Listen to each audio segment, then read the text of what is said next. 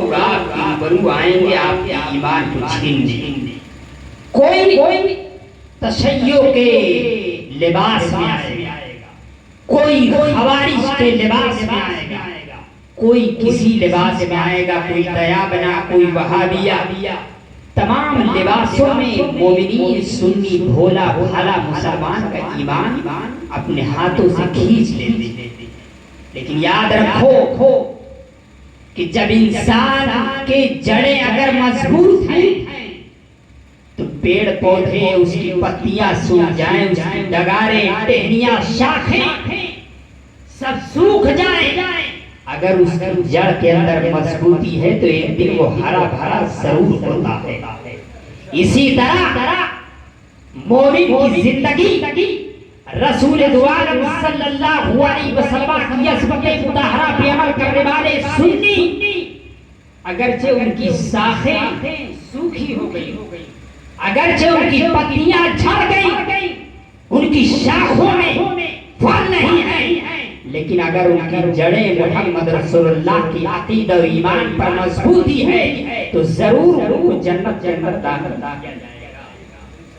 لیکن ہم لوگوں کو بھی یہ لحاظ رکھنا ہے کہ ہماری جنتیں اتنی سستی ہو گئی ہیں، اللہ اکبر، جتنا مونگفلی کا دانہ سستا نہیں اتنا سنیے کہ یہاں جنت سستی ہو گئی۔ اور فرمایا گیا، الفاظ میں بولا گیا، کہا گیا کہ جو ایک شخص ایک مرتبہ سبحان اللہ کہہ دے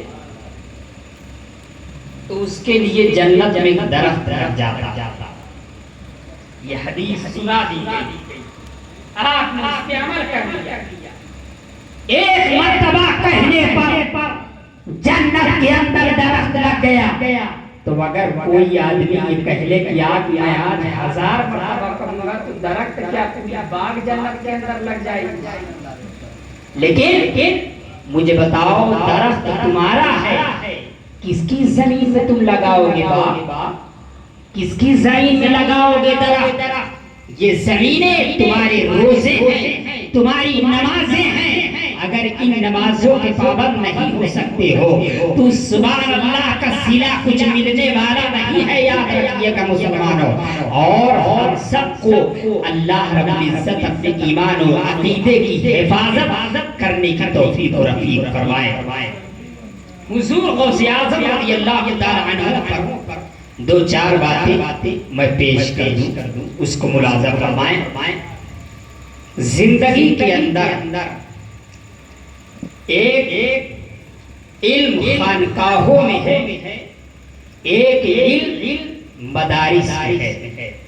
جہاں جہاں خانقاہیں ہوں گی وہاں مدرسے ہوں گے، یہ صحیح بات ہے، لیکن جہاں مدرسے ہوں وہاں خانقاہیں ضروری نہیں ہے۔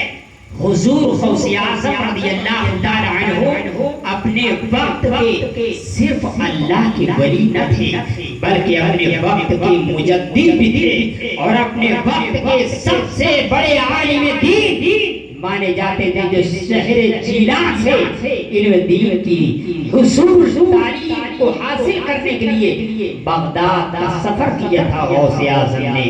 اور یہ وہ غوث اعظم ہیں جنہوں نے گھاس کھا کے اپنی زندگی کو قرآن و حدیث کے مطابق گزاری ہے۔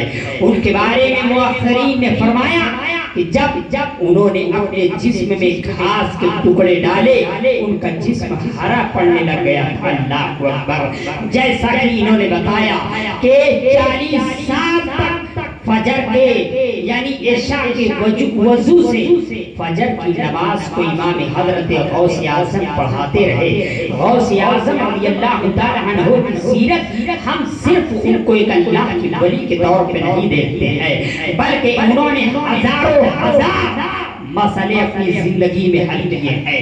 حضور غوث اعظم رضی اللہ تعالی عنہ جب جیلان کی سرزمین سے بغداد کی جانب سفر کیا اور علم کا گہوارہ ان کے سینوں میں بھرنے لگا اور ان کا سینہ علم مصطفیٰ سے اجاگر ہو گیا، انہوں نے سوچا کہ دین مصطفیٰ کو بانٹا جائے، لیکن ان کے زبان میں جسارت تھی کہ وہ تقریر کر کے لوگوں کے